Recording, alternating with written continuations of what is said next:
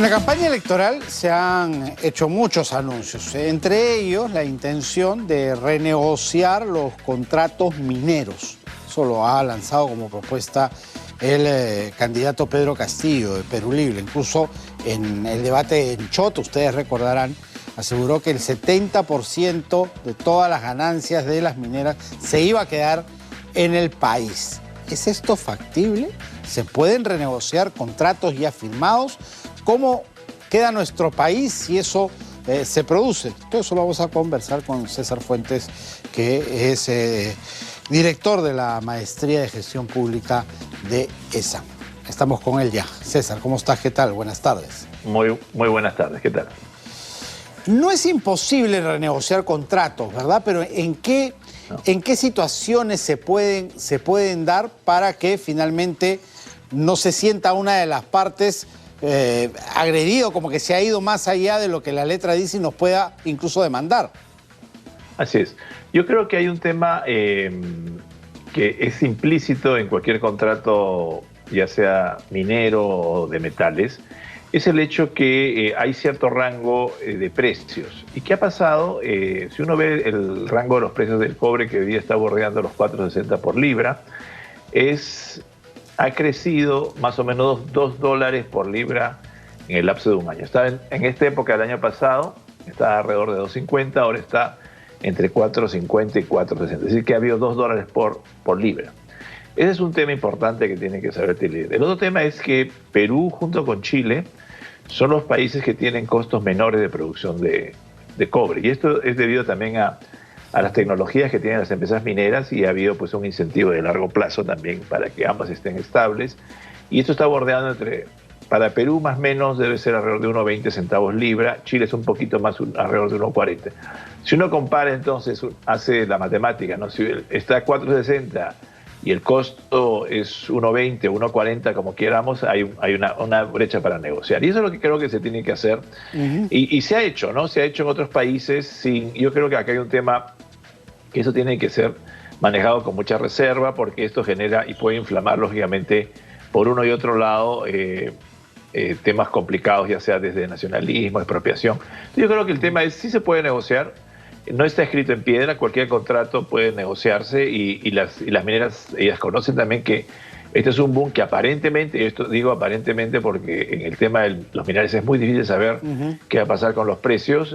Estamos comenzando a ver de nuevo una nueva demanda de dos cosas, ¿no? Construcción, que generalmente es el boom de China, de nuevo está levantando los precios hacia adelante, y por otro también tenemos una industria nueva, que sería toda la industria que se viene con mucha fuerza, no ahora, pero a futuro, son todos los temas de carros eléctricos, que va a generar, ¿no es cierto?, una demanda adicional de cobre. Entonces, el cobre, aparentemente, en los próximos años, va a tener, ¿no es cierto?, unos buenos precios.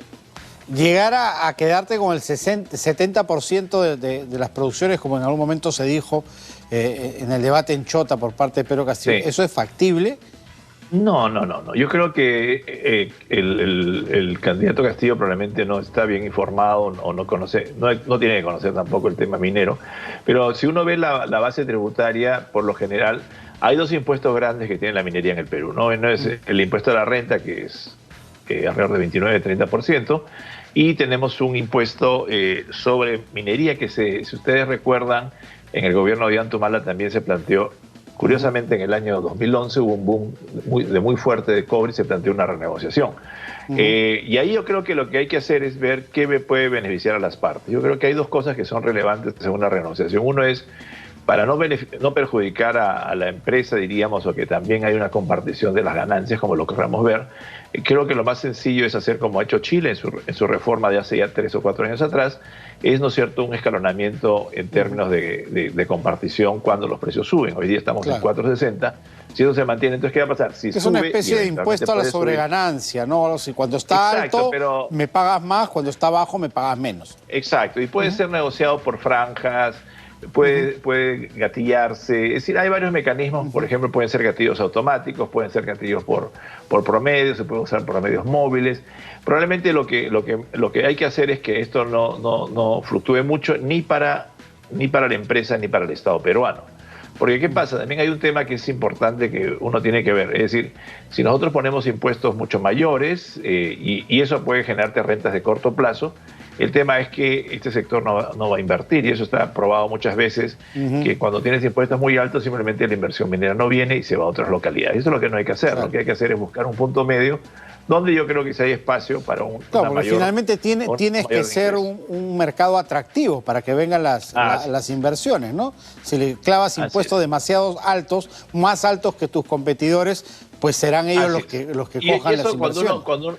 Cuando uno ve las cifras, por ejemplo, de la región, estamos hablando de Colombia, México, Perú, Chile, que son países mineros, estamos en el promedio. Es decir, probablemente la negociación que quiera hacer, ya sea el candidato Castillo, si es que gana, probablemente sean un par de puntos más en términos de base tributaria. Y el impacto, creo que, si estamos hablando, un punto de PBI son más o menos 2.000 millones de dólares.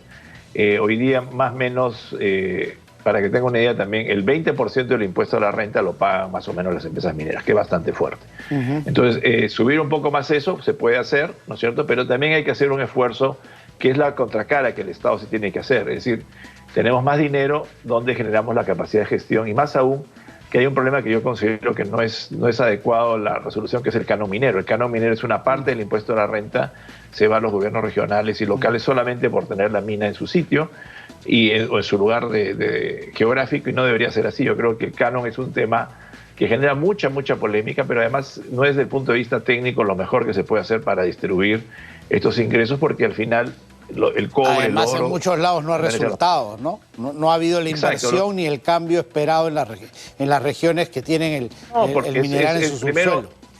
Está muy concentrado a nivel distrital y provincial, entonces tienes muchas que tienen demasiado dinero y no lo pueden gestionar, porque lógicamente hay un tema también de capacidad de gestión, que eso lo vemos también a nivel de provincial, regional y yo diría distrital. Entonces acá hay un tema sumamente importante, que es la primera parte de la ecuación. Sí se puede negociar, yo creo que sí está en posibilidad de hacerlo. Creo que de manera interesante para ambas partes, y eso yo lo creo que se puede hacer, es totalmente legítimo hacerlo. Y el otro tema es que una vez que tengamos negociaciones de este tipo, sí generar una mejor calidad de gasto, porque los márgenes que vamos a tener van a ser posiblemente interesantes, pero no es que va a ser una vuelta de la noche a la mañana. Probablemente sea 1 o 2 puntos de PIB, que es un montón, pero no se va a poder hacer más. Estamos hablando de entre 2.000 y 4.000 millones de renegociación en los próximos años, que te va a generar una base tributaria. Pero el otro tema es que esto también genere también un incentivo para que las mineras puedan seguir creciendo e invirtiendo. Mucho se ha tocado y se ha mencionado el caso de Bolivia y Evo Morales. ¿Qué pasó ahí? Porque se pone como ejemplo de que sí es posible sentar a las mineras a negociar y combinarlas a darnos mejores tasas. Sí, el tema es que este más que ciencia es arte, ¿no? Porque, pongámoslo, en el corto plazo, el Estado, en la medida que esta es una inversión que se llama generalmente un día, ya la inversión está ahí. Entonces, el Estado tiene, si queramos, tiene mayor poder de negociación, porque yo no puedo llevar el yacimiento a otro país, ya tengo la inversión ahí. Pero ¿qué sucede? En el largo plazo y en el mediano plazo, si tú haces esto, de acá 3 o 4 o 5 años vas a tener que la inversión va a disminuir, y todo lo que has ganado en el corto plazo, que es probablemente mayores rentas, va a generar, ¿no es cierto?, que tengas una menor capacidad de inversión en el lado privado.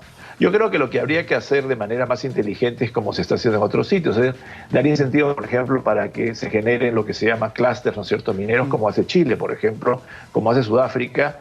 Es decir, ahí trabajar con el sector privado, una especie de alianza en términos de generar, ¿no es cierto?, capacidades. Por ejemplo, metal mecánica es un caso clásico, ¿no es cierto?, donde valor agregado. Se requiere que ahí, exactamente, yo creo que más que negociar, que es importante renegociar los contratos, es generar en base también, ¿no es cierto?, a negociación, y en base a tener al sector privado como socio, generar mayor valor agregado en toda una cadena de logística que es enorme.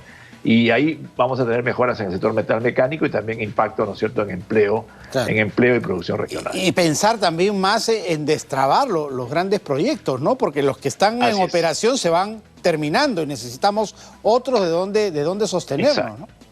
Exacto. Yo creo que hay temas que pasan, ¿no es cierto?, uno por un tema de transparencia, el tema ambiental también es un tema que hay que verlo, pero creo que lo más importante es generar, ¿no es cierto?, eslabonamientos en las cadenas, ¿no?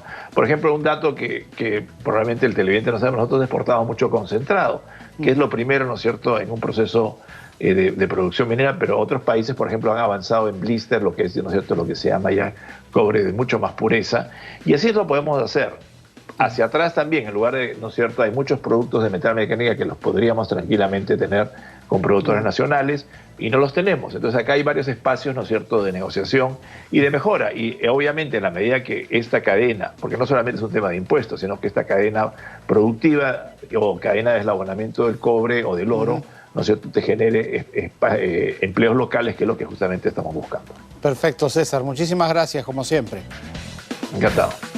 César Fuentes, profesor de SAN y director de la Maestría de Gestión Pública, ha estado con nosotros. Cerramos así nuestro bloque económico.